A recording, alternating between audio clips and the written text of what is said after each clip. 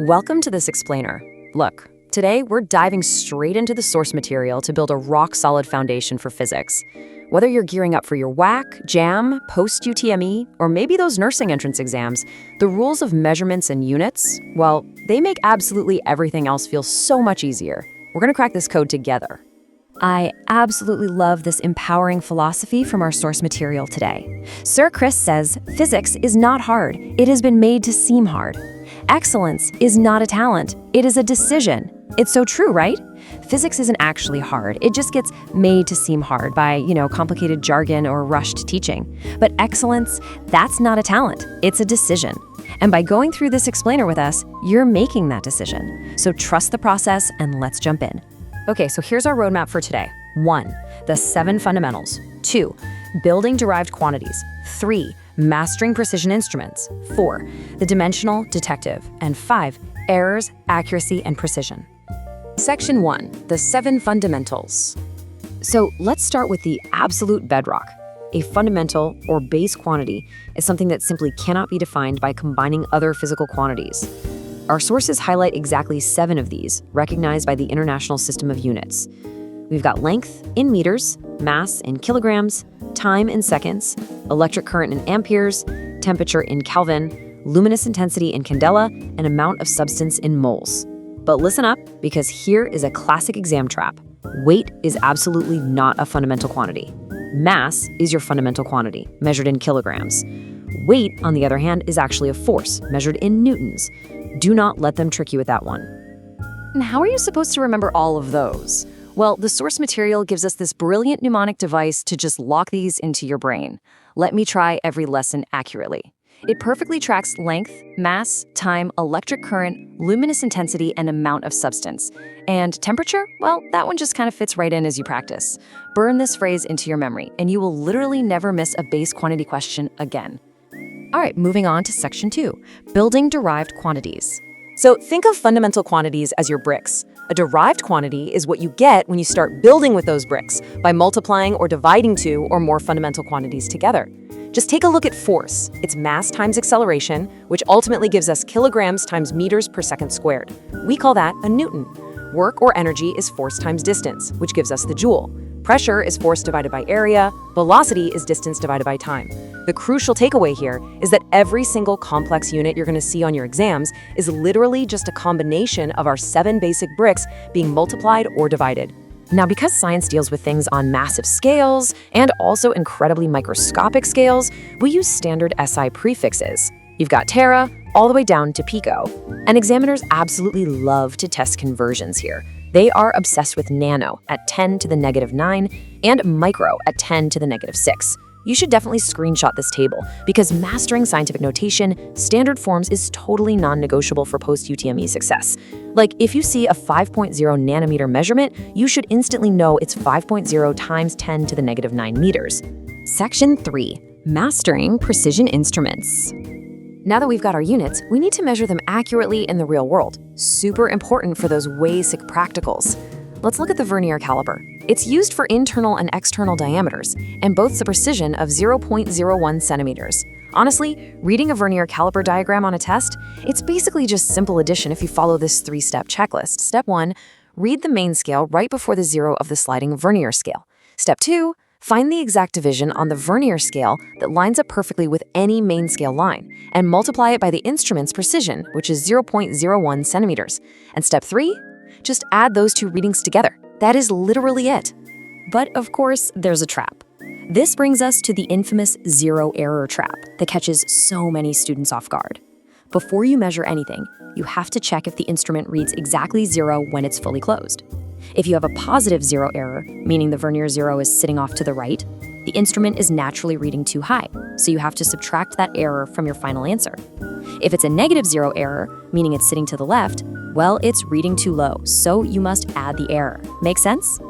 Okay, but what if you're measuring something incredibly small, like the diameter of a thin wire? We step up to the micrometer screw gauge. This bad boy is precise down to 0.01 millimeters. And again, the secret for the exam is just following a structured process. First, you read the main sleeve for your half millimeters. Second, find the line on the rotating thimble that aligns perfectly horizontally. Multiply that thimble number by your 0.01 millimeter precision, add it to the sleeve reading, correct for any zero error, and boom, you just got full marks. Section 4, the dimensional detective. This is one of my favorite topics, dimensional homogeneity. It's basically your blueprint checker. The rule states that an equation can only be correct if every single term on both sides has the exact same fundamental dimensions. We represent these with capital letters and brackets, like L for length, M for mass, and T for time. Guys, this is an absolute superpower for JAM questions. It lets you check formulas or instantly spot false equations, even if you totally blanked on the textbook definition while sitting in the exam hall. Let's test drive this superpower on a classic kinematics equation, v squared equals u squared plus 2as. The dimensions of our final velocity squared give us L squared t to the negative 2. Initial velocity squared, exactly the same thing, L squared t to the negative 2. Now take that last term, multiply acceleration by displacement, and what do you know? L squared t to the negative 2. The number 2 doesn't have a dimension, so we ignore it. Compare them all, and every single term matches. The physics bricks align perfectly on both sides. The equation is homogeneous. How satisfying is that? But I have to drop some major exam intel right here. Please, write this jam trap down. Dimensional homogeneity alone does not guarantee a formula is perfectly physically correct. Why? Because dimensionless numbers, like the fraction 1/2 or the constant 2 pi, they just don't show up in dimensional analysis. So, a formula could be perfectly homogeneous in its dimensions, but still be physically wrong if you forgot to write down the actual constant. Which brings us to our final section. Section 5, errors, accuracy, and precision. In the real world, and definitely in high-stakes exams, acknowledging imperfections is where the top marks live. So we really need to clarify the difference between accuracy and precision. Accuracy is how close your measurement is to the true accepted value. It's literally like hitting the bullseye on a dartboard. Precision, though, is how close your repeated measurements are to each other, completely regardless of the true value. You can actually be highly precise without being accurate at all.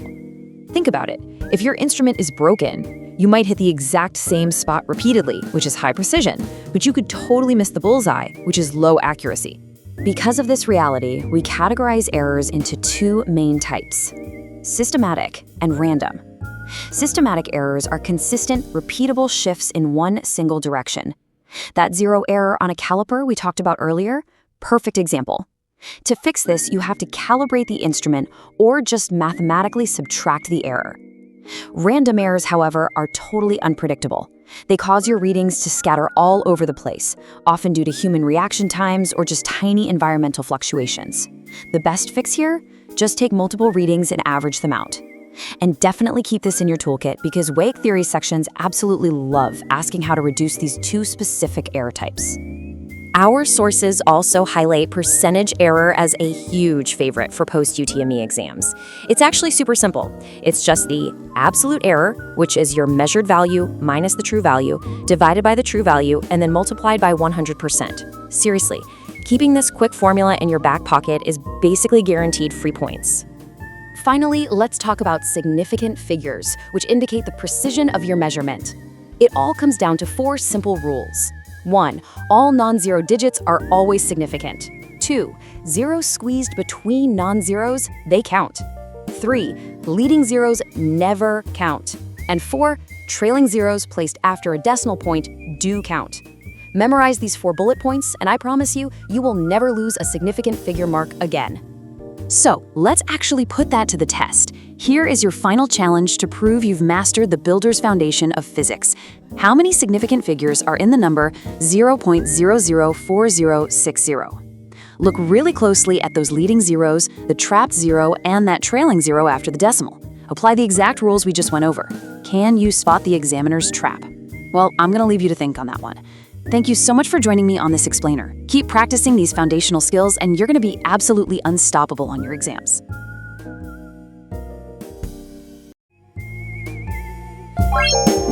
What?